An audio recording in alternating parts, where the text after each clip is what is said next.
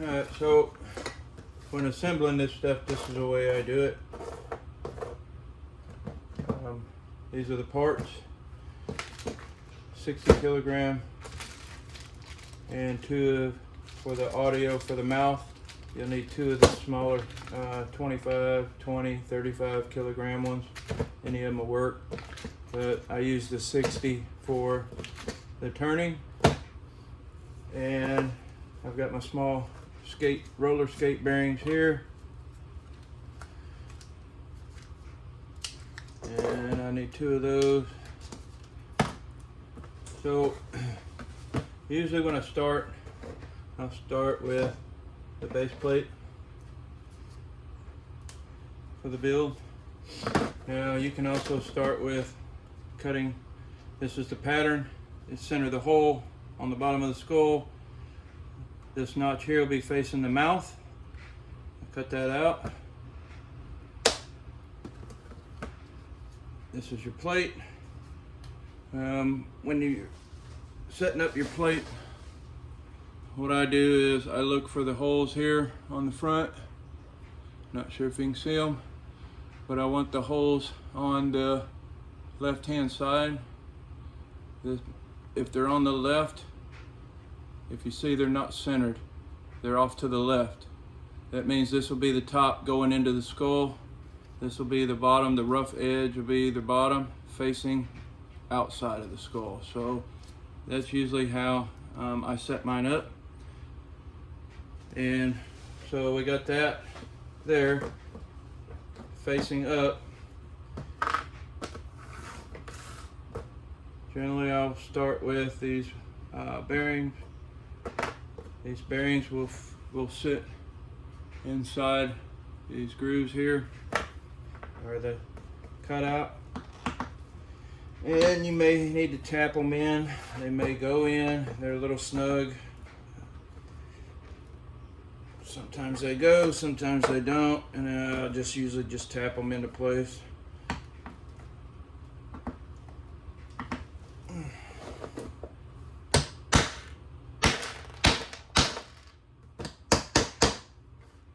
Alright, we got those.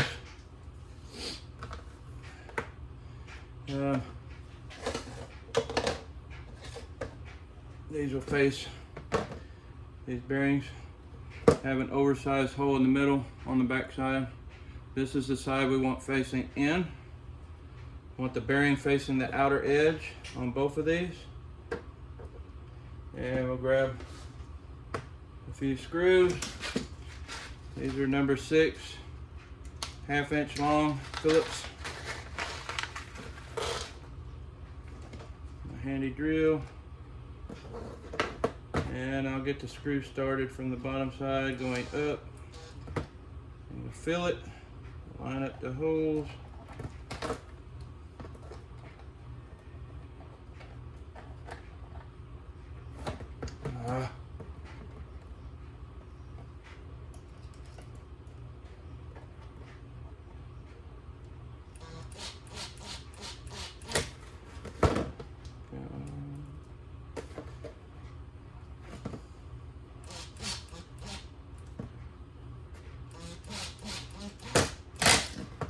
That one, bearing facing the outside, the screw started. You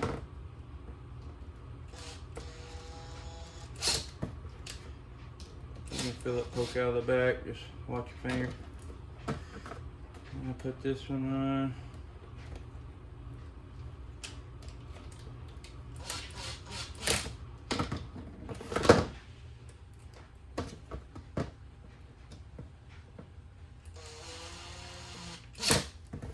Alright, put that on. These two holes that are off to the left, you're going to need this piece here. My lighting in here sucks. And we want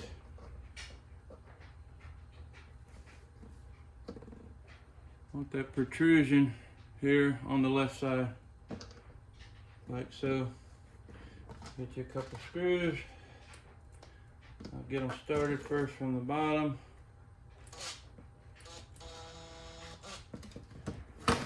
Okay.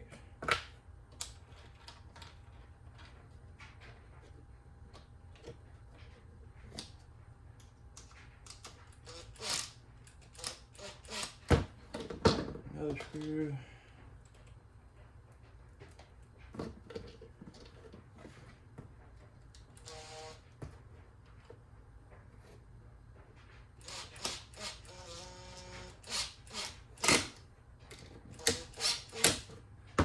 Alright, get that one installed like so. Hard to see the black.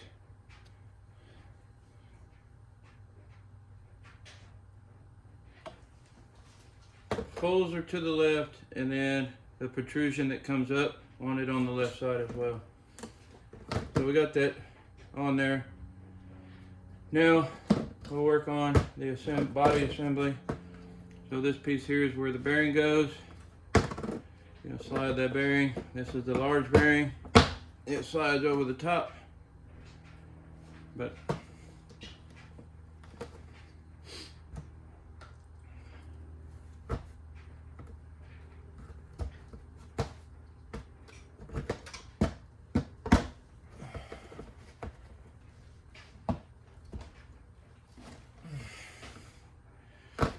sometimes it's got to be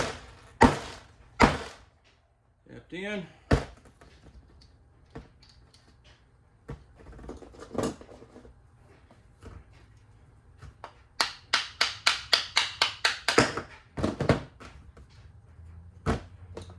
Might be better just to put the bearing in first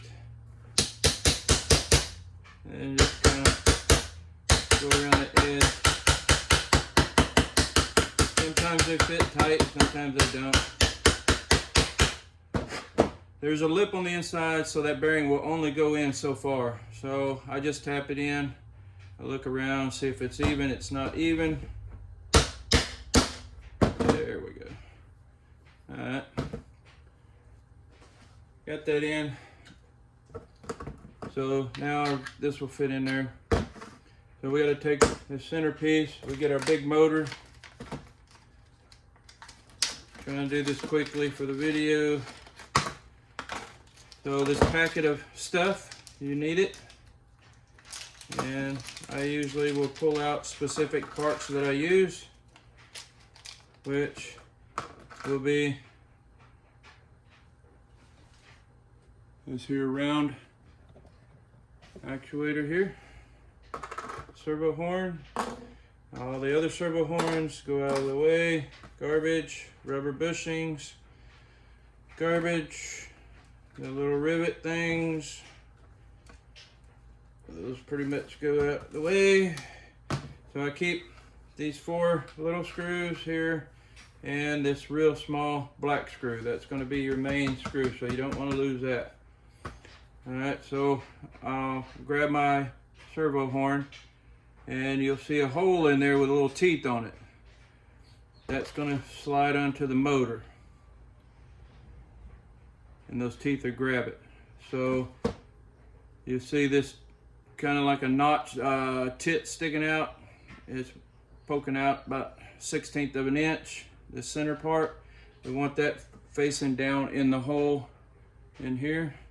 We'll put that down in there, but usually I'll start a screw first. These 4 screws that come with it. And I'll start it in one of the holes. And just get a little bit sticking out, and then I'll line it up with one of the holes that's on this piece here. Got that on there.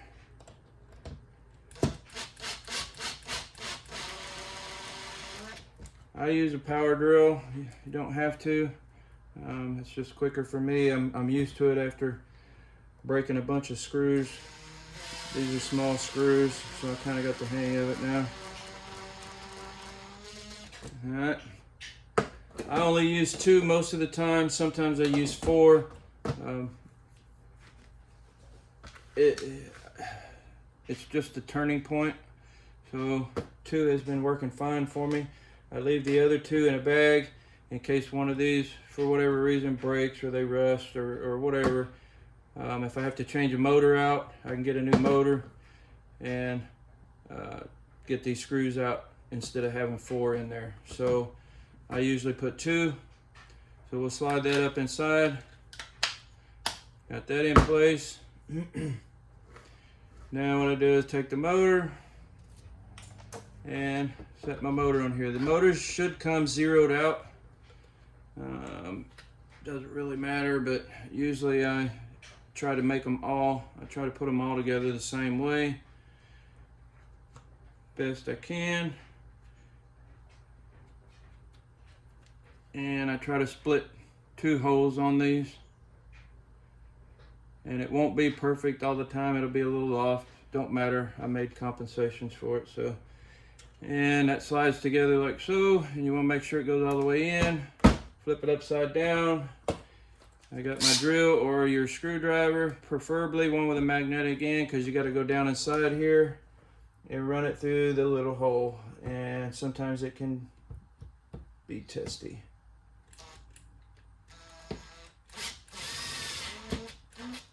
Alright, so what that screw does is it sandwiches this rotating piece here with the servo itself. It pulls it together, holds everything inside.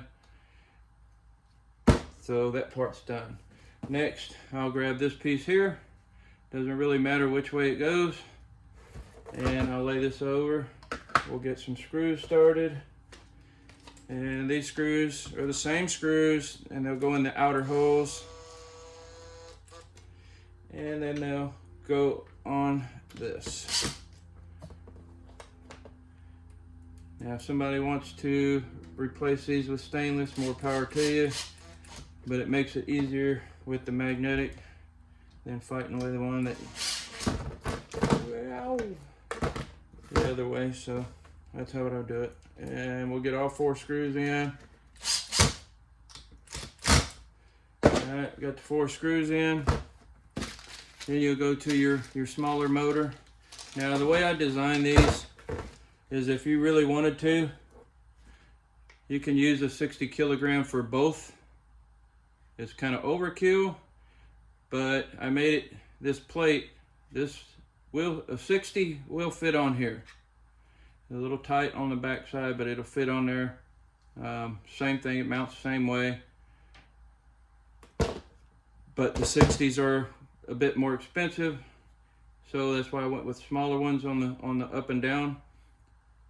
And the smaller one will go same place on the front. If you do it. So when you put this on the front,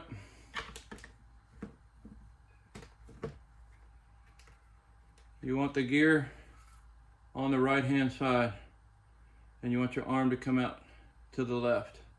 So put that on there like so, put your couple screws in there.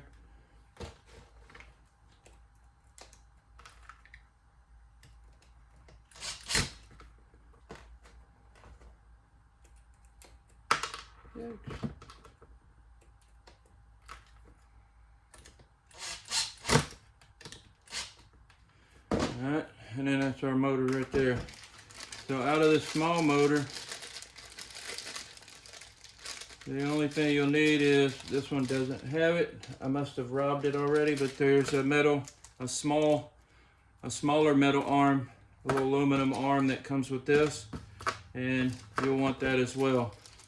This motor should be zeroed as well, and I point this slightly upward on here when I mount it, not straight across, but slightly up.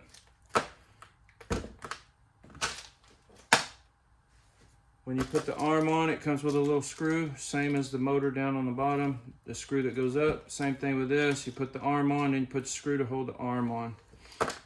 So that's that. So we'll go back to this piece here that you already put together, and you've got these little rings here. These little rings are little spacers that go on the inside of these. Those will go on the inside, and these 5/16 bolts. I think they're an inch long.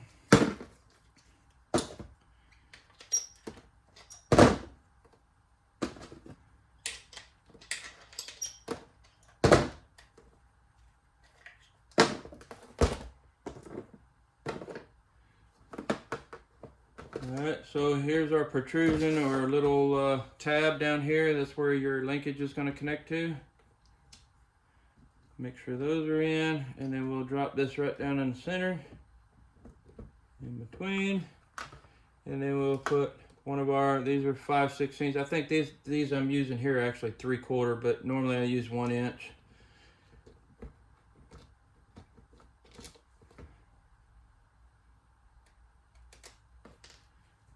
And we'll put this, get one of these started, maybe.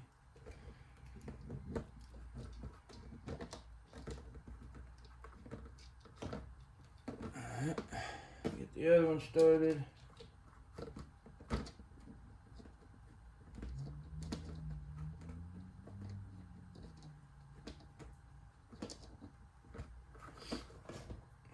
Normally I have a bit on a drill, and it makes it easier.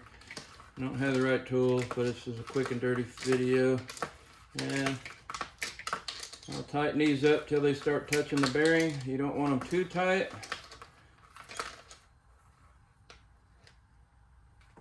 I think I got it too tight. Back that off a bit. I'm used to the long screws and the long bolts. These are a little shorter.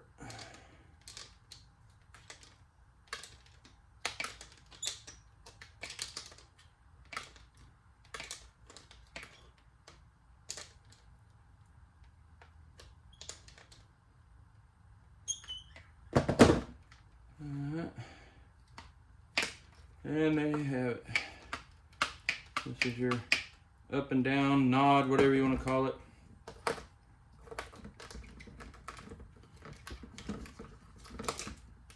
Alright, so we got that done.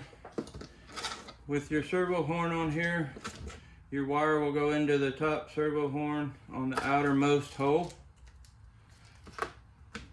down to this hole right here. And when you set that wire up, you want this pretty much straight with the plate. So you want that to mount up straight. So wherever that falls into play, that's your length that you want to run.